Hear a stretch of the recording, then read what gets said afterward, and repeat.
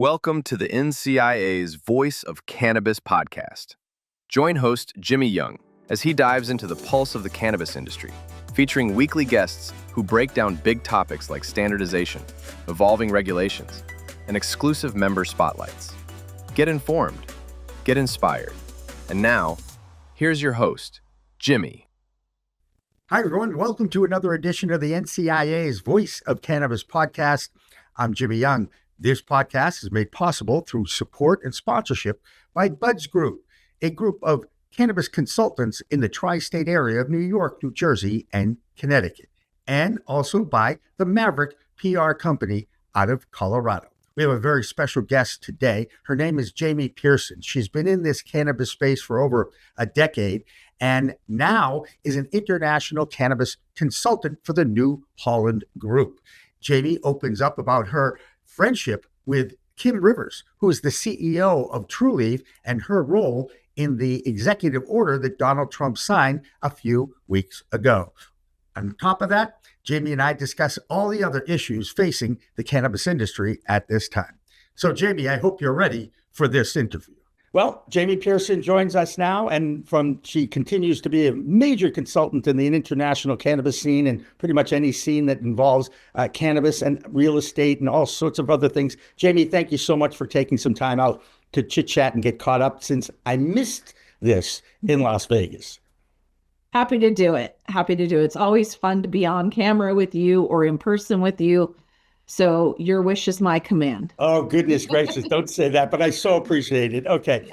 Obviously, if we are going to talk about cannabis, the biggest thing that happened, a historic moment when the president of the United States did his little dog and pony show with his signature, an executive order, and good, let's not get into the politics of this. Just the fact that we had a sitting president, do something positive to identify that cannabis has medicinal qualities, and he wants to take it off the Schedule I of the Controlled Substances Act. And Jamie, I don't think you're old enough to remember Richard Nixon, but I am.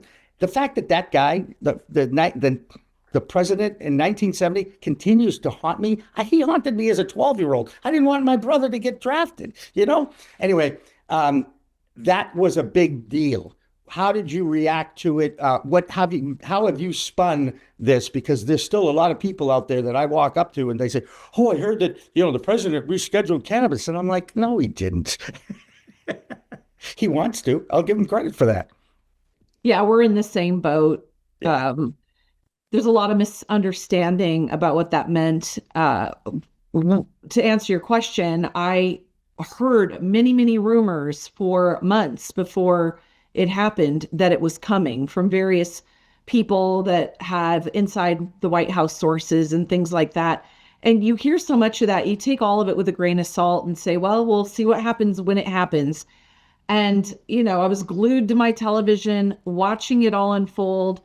And it was a big nothing burger is the way I would look at it. It was much ado. Let me say this. There were some administrative and structural things that took place with that will set some things in motion. But when those things that are now set in motion happen, that's when we'll actually see some change.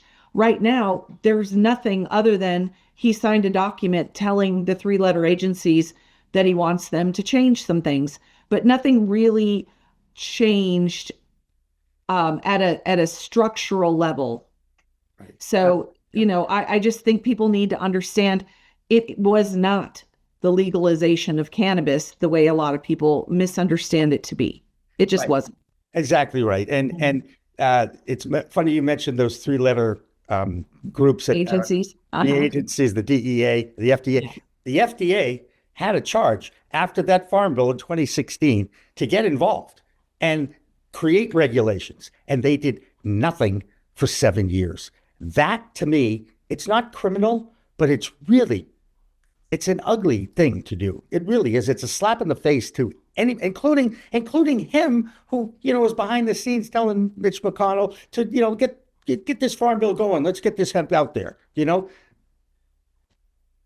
what?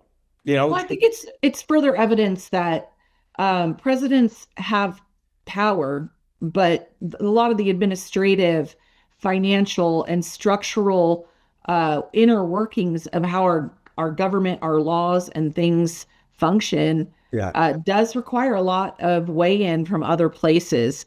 You know, he signed an executive order. Could he have single-handedly in that executive order said, cannabis is now legal, you know, have at it? I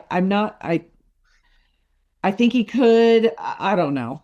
I don't want to speculate. What I want to say is we are where we are right now, and good operators are going to look at the letter of the law, which is what cannabis does. And, you know, the one thing I'll say is, you know, not to jump ahead on any one topic, but it ties into the hemp versus cannabis conversation, because I do believe he used all of his words very carefully. Yep. And he talked a lot about hemp-derived CBD, wanting to make CBD, you know, eligible for government, you know, subsidy, things of that nature. So it gave us a little bit of a glimpse of what they're thinking, but how it all shakes out is still unknown.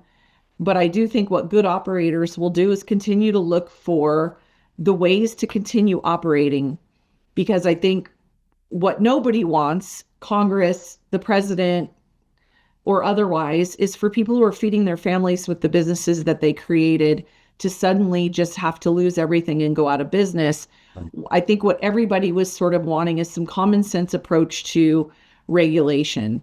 That comment right there, it's one of the things that frustrates me.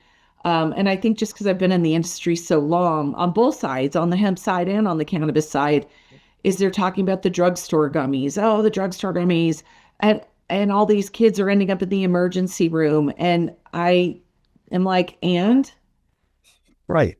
They ended up in the emergency room. They end up in the emergency room from tobacco, from alcohol, from household chemicals under the sink, from gun violence, from, you know, all these other, you know, evils of the world. And then I look at, and then what happened when they went to the emergency room and they ate some 500 milligram or 1,000 milligram gummy.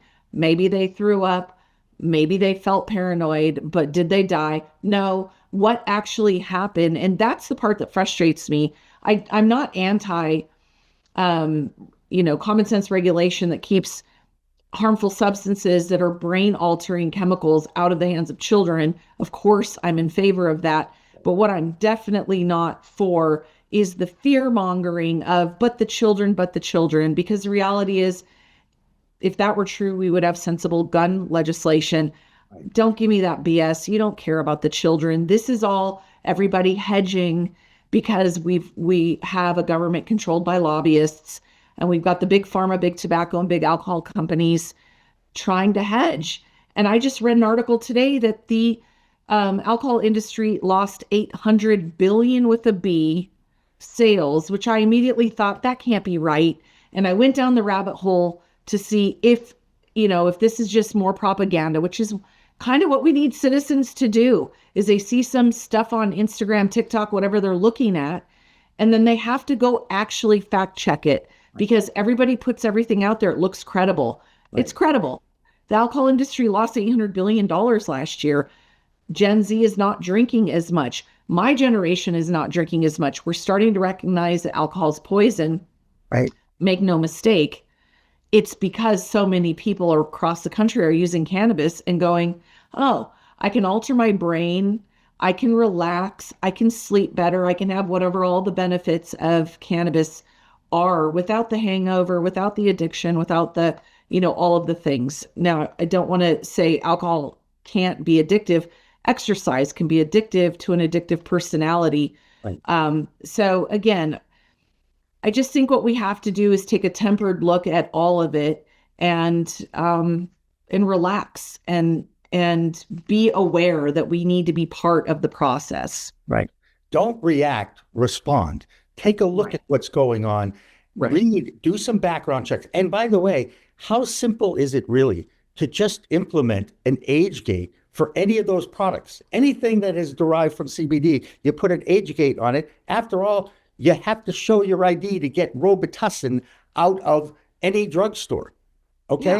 Yeah. And that's Plan B, or lots of things are age, or Viagra, whatever. It's all age gated. And so in that vein, I do believe what people need to understand is the difference between medical cannabis and adult use cannabis. So people who are over the age of 21 or 18 or wherever we decide to draw that line in the sand, they're able to go to 7-Eleven and buy beer, buy things that are regulated.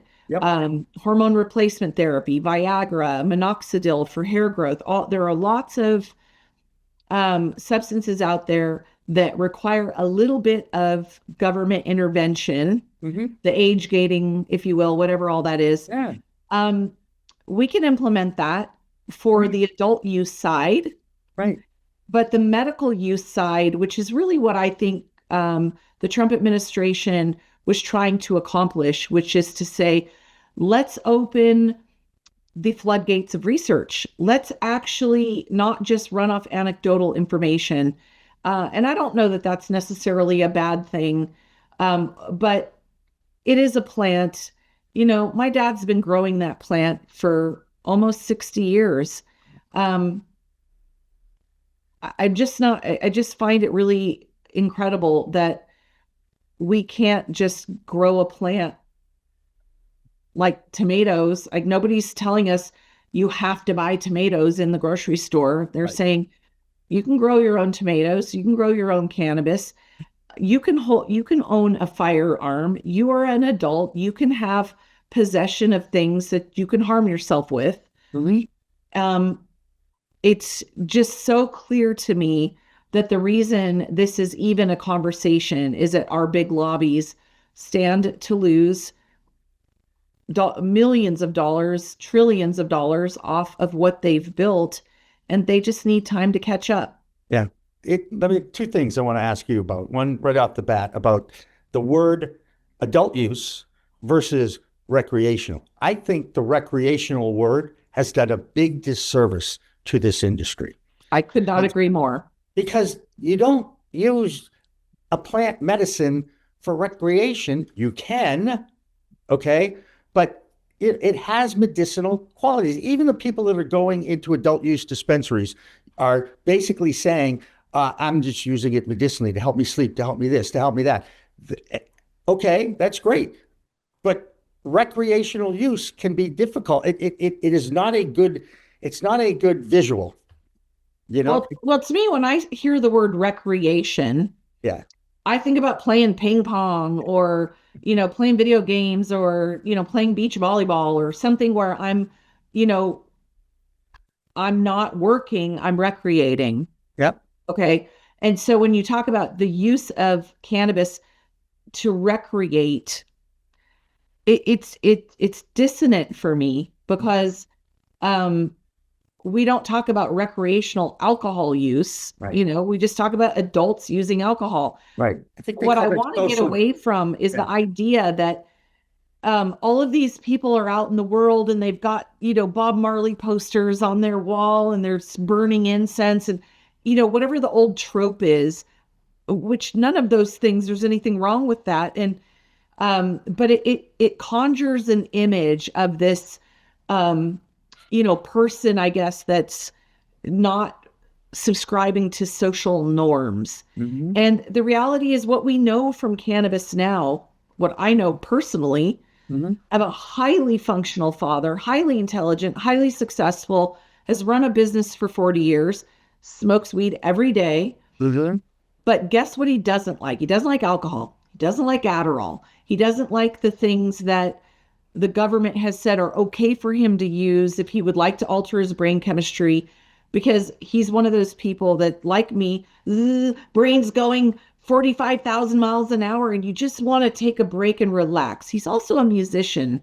And there is a correlation between, if you see the Fab Five Freddy documentary called The Grass is Greener on Netflix, and it's the correlation between law enforcement going back to the Nixon era and jazz musicians. Jazz musicians have used cannabis for a long time to slow down time so that they can get in rhythm together and riff, and it just makes music fire on all cylinders. And my dad told me when he was playing in a band at the rhythm section, they'd play a few sets and then they would go out and smoke a little bit and then come in, and then they were in lockstep. Yeah. And so as a person, almost 60 years old, I've witnessed that for many, many years and saw the difference between pre and post cannabis use, a rhythm section in music. Mm-hmm. Okay, it's an anecdotal story about musicians using cannabis to slow down time. But myself, I've noticed when I'm noodling something really complex, if I use cannabis and then just go think about it, I'm in a different paradigm. My brain is shifting. And why is that harmful? Who did I harm? And that to me is the part where we need to be really focused, is if I choose to own a gun, have an abortion, drink alcohol, use cannabis, whatever it is that I'm choosing to do that where I could harm myself, that's one thing. But if I'm going to use a product and then go out, like I'm drinking coffee and then I'm going to go out and be all amped up and then drive a car. We just got to come back to the basics, which is adults can use cannabis. They're not going to hurt anybody else if they do it. There's not a big correlation between domestic violence and cannabis. There is with alcohol. There is with alcohol, right? So if we start looking at these things from a common sense lens, we bump up against why is it this doesn't make sense? And then we come right back to what I said at the beginning.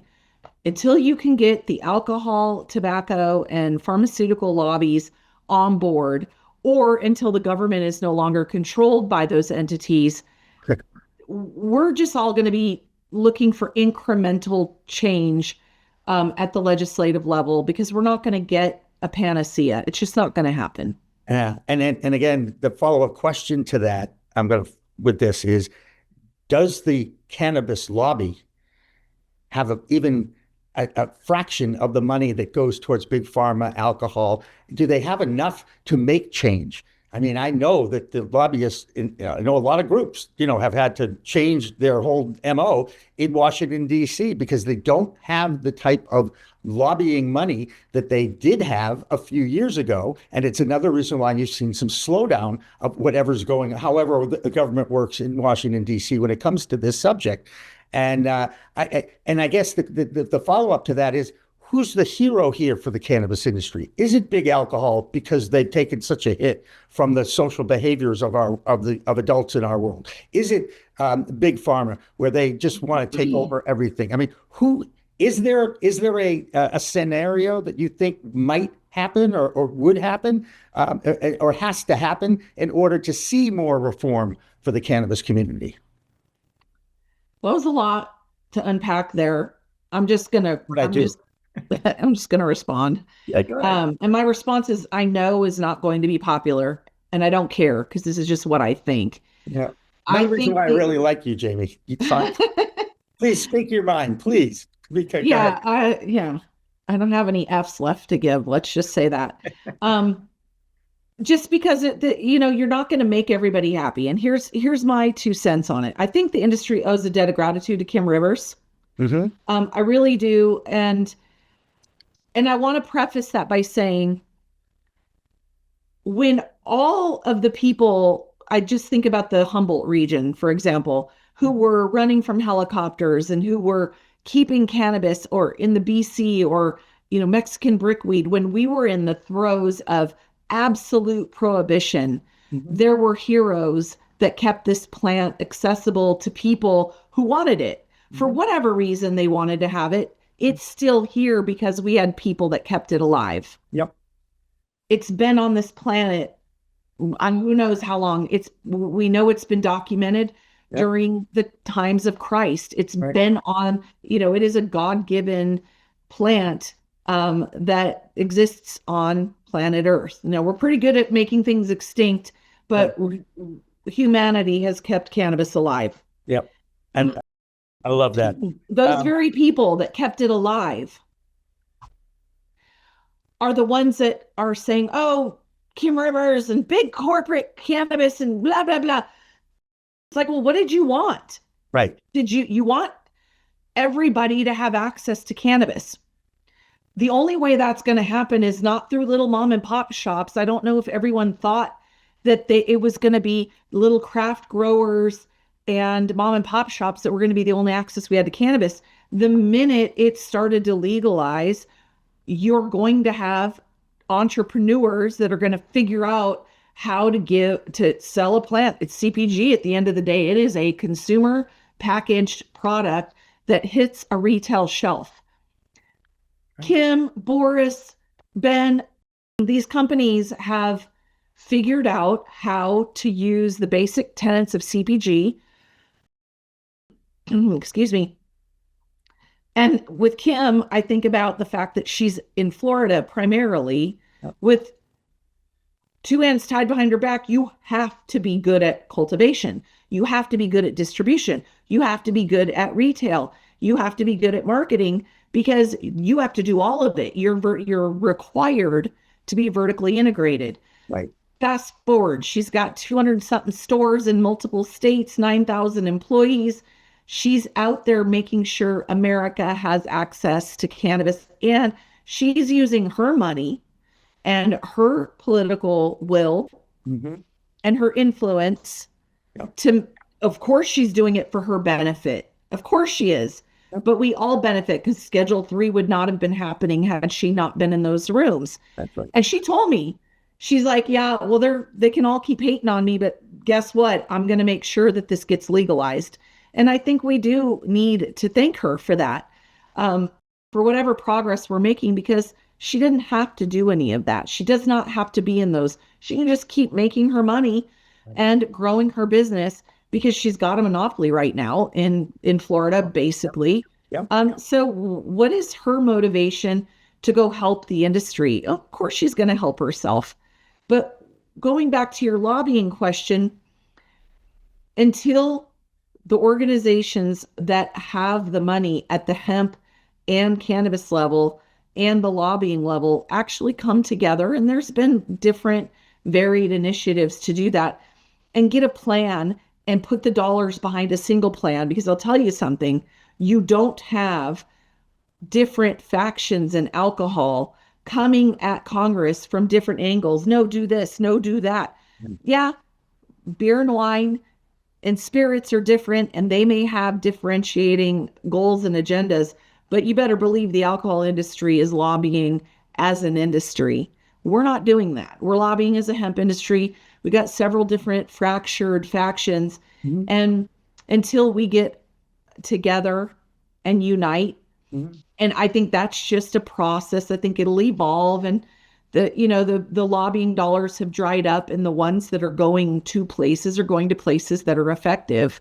So the effective actors will emerge. The dollars will head in their direction, and until everybody's kind of fighting the good fight on the same page, and we have constant fractured efforts, it's going to be people like Kim that can just push their own agenda through because she funds it herself. Right. Those are the people that are going to be speaking for us. Right. And we talked about the One Plant Alliance that Andrew and Steve D'Angelo are trying. They recognize exactly what you're saying and want to, again, try to bring everyone together under one umbrella, one set of regulations, one set of lobbying dollars. I mean, it does make sense, because again, I still maintain the government knew what they were doing with that farm bill. They wanted to make it as difficult as possible for the industry to survive by giving a legal federal definition to hemp. But they forgot to ask anybody, eventually human behavior is going to get involved here, and they're going to figure out a way to get high from hemp.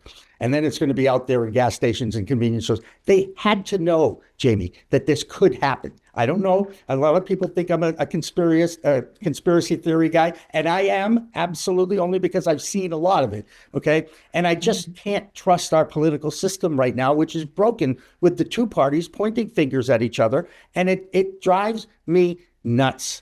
You kind of can't have it both ways, Jimmy, because you've got a broken political system. Yeah. So I go back to this. Is the government so insidious that they've got a secret plan that they haven't told us.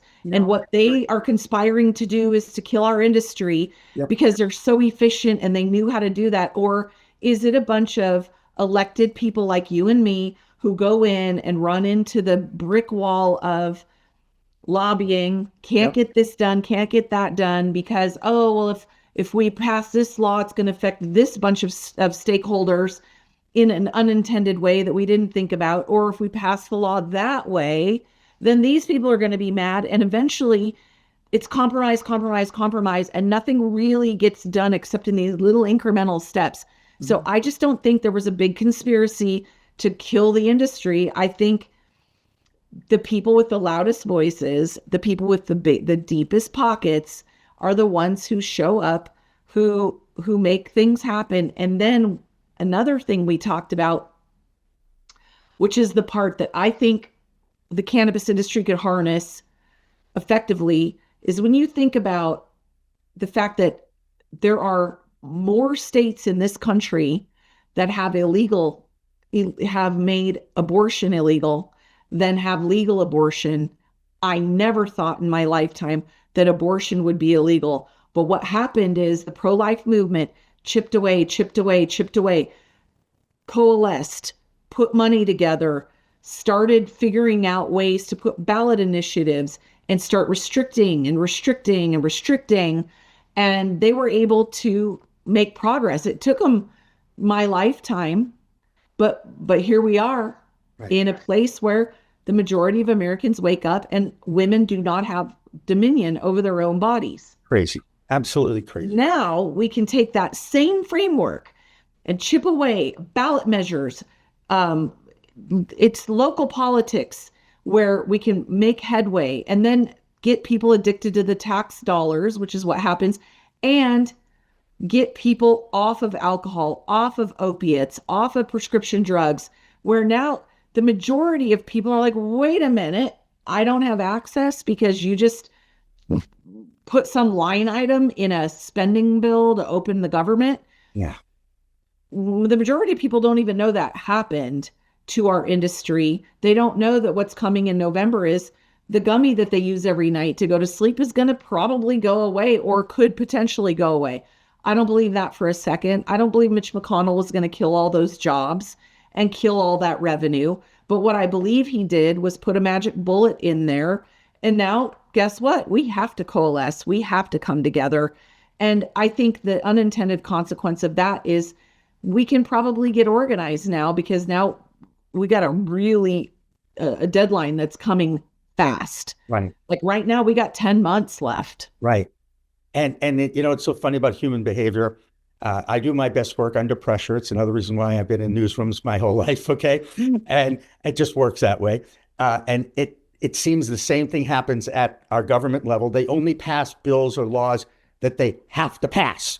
And then they add all these amendments to it. And that's how our government is working. And that's not really the way it should work. Now, but I do want to talk to you about the ballot initiatives, because you mentioned it. That's how we made a lot of progress, we being the cannabis industry, to move it forward off prohibition, even an incremental step to where we are now. And now the prohibitionists are using that ballot initiative to try to undo the adult use market in Massachusetts, in Maine, and now Arizona. That scares me. However, I do hope that the community will at least do what they can. We all can vote. And the people that don't vote can't say anything. You lose the right to protest that, because if you don't exercise that one thing, you shouldn't even be allowed in this country, because that's what separates a free society from others. Exercise your right for your opinion in that voting box. I don't care if you vote for it or against it. I just want you to vote, because if you don't, you don't belong here. It bothers me that when I look at the percentages of people that still don't vote because they're fed up with our system. That doesn't help. Well, human behavior and societal systems mirror each other in the sense that you're living the life you're living at this moment, and I'm living the life I'm living at this moment as a consequence of the choices that I made in the past. And so if I want my life to look different, I got to examine the choices that I made in the past and make different choices. Because if I keep doing what I'm doing, I'm going to keep getting what I'm getting. And so if there's something I don't like, I got to figure out what is the choice that I made that got me to this place that I don't like. And I have to make different choices going forward. Right. And with the ballot initiatives, if we just look at the political landscape of America at the macro level, we are where we are because people made choices at the ballot box. Right. And if you don't like where we're at, then, I think the thing that scares me about all of that is that people feel hopeless and helpless, and they think, oh, well, who cares if I vote? It isn't going to matter. But the reality is, if we can get everyone to understand that if all you eat is junk food and you're sedentary all day, you're going to get fat, right? So there's the choice you made. There's the consequence of the choice. Right. If everybody understands that voting is the choice of eating right, and we end up with what we want. But here's the catch. We have a divide in this country about what we think we want. Right.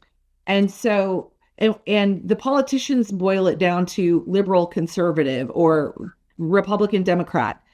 And what I disagree with all of that. And what I think we have is two types of thought. And one type of thought is we're all floating on this rock together and we have to take care of each other. Or we've got the school of mentality of, why should I take care of you? I'm going to take care of myself. America first. I don't want to go earn a bunch of money and then have these freeloaders that are going to take all that money from me.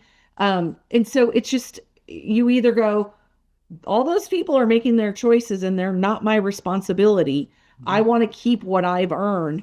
Or we have a mentality of, we're all in this together, and every society is going to have people that are born with birth defects and don't have the same abilities as the other, or life circumstances happen, or they get cancer and now they're sick and they can't work. And I believe the healthiest societies are the ones who take care of the least among us, right? Mm-hmm. So those are the differentiating factors. And we have to decide as a citizenry if we want to take care of the least among us or if we don't, and or to what extent. And the bottom line is, the beauty of America is we don't have to agree. But what we have is the consequence of the people who all got together and voted, theoretically, to what we have now. And so the question I keep grappling, because I'm in a red state, my dad and I don't agree politically. My boyfriend and I don't agree politically. But I love my dad. I can manage with people who don't agree with me. That's what we need more of, is the ability to have discourse.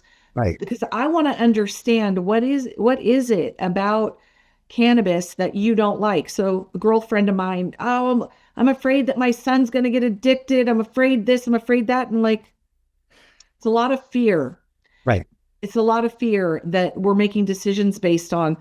And what I like about the rescheduling concept, to bring it all back full circle, is the more information we have, the better off we all are. So the fact that we can start doing research and we can know definitively what's actually happening.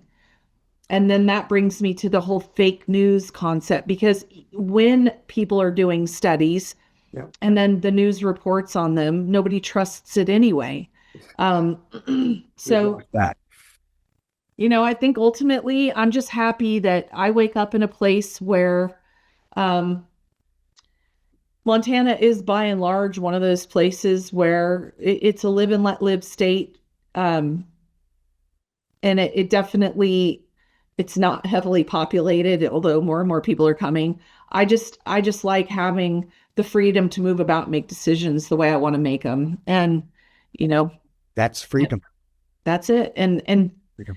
So I just, every time people are talking to me about the fears that they have, I just try to go, okay, let's not start from a position of fear. Right.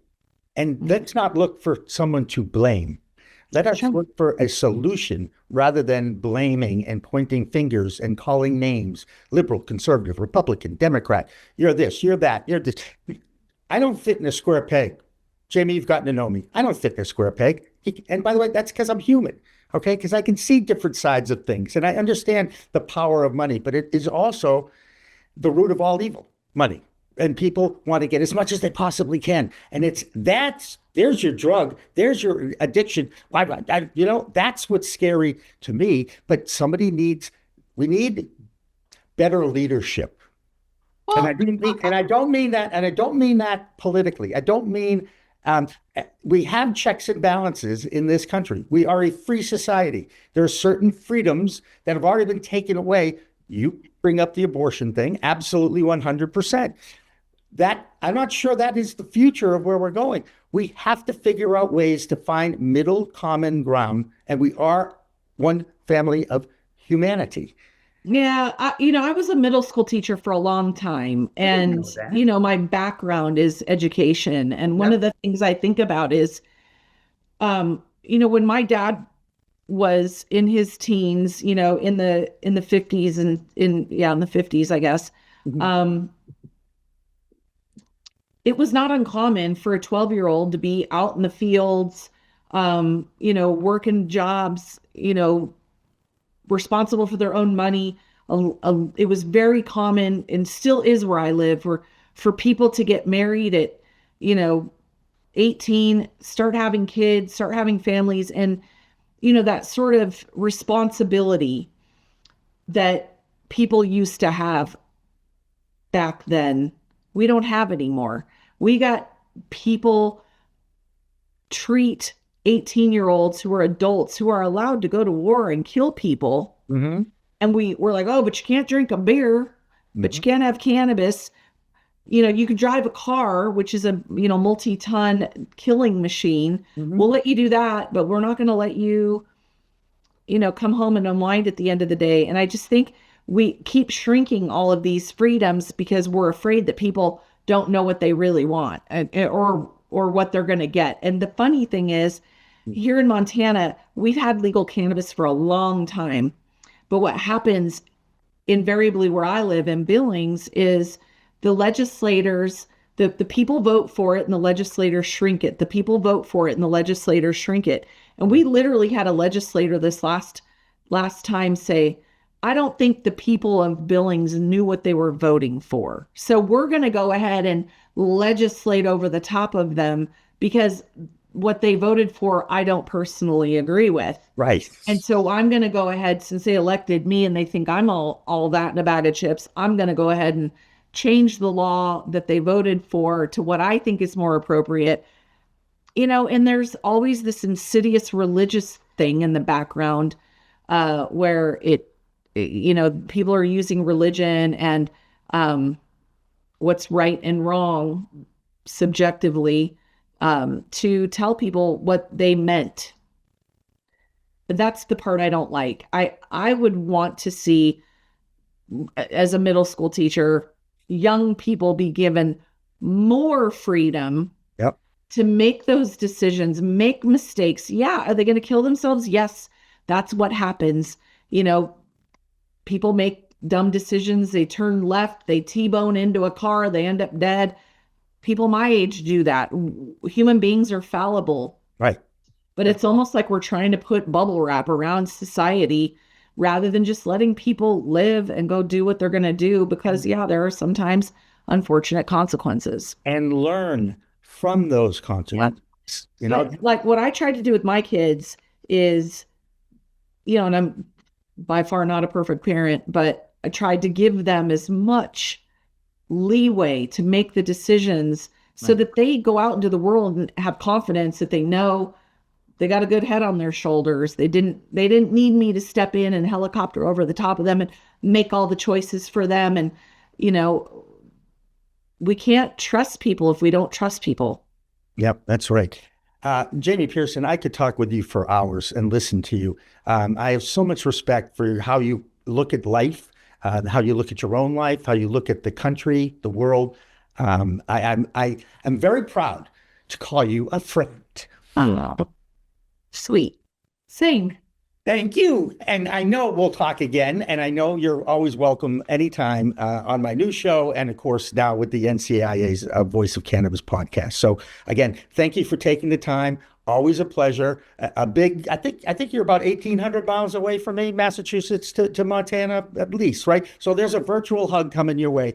Thank you again. And Right back at you. thanks. And we look forward to watching this incredible universe that we're part of every day. And I cherish every day now as I get older that I wake up and I can do things that I used to be able to do really easy without even thinking. Now I have to plan for it. Now I have to, set up, the whole 9 yards. That's the life, the journey of life. Passages of life. That is Yep, right. Jamie Pearson exactly. again. Thank you again for joining us.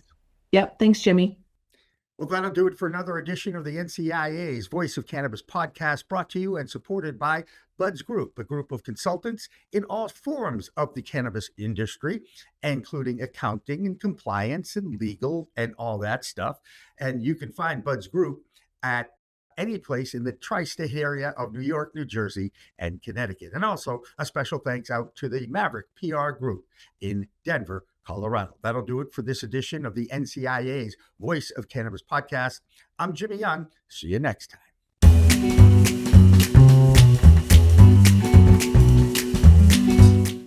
We focus solely on the cannabis space.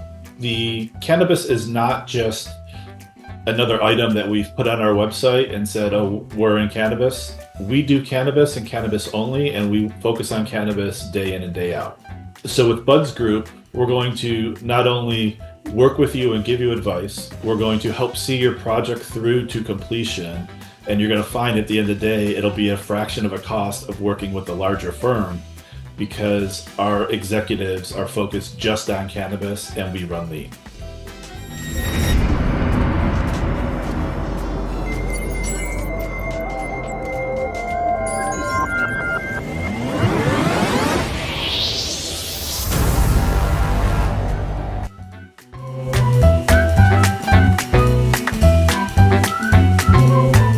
Looking for PR that over-delivers on expectations? At Maverick Public Relations, they pair big agency experience with personalized attention. From launching award-winning brands to securing top-tier media hits, their data-driven communications team helps visionary leaders and entrepreneurs rise above the media noise. Maverick PR is responsive, collaborative, and relentless about results and ROI. Visit themaverickpr.com and make headlines together.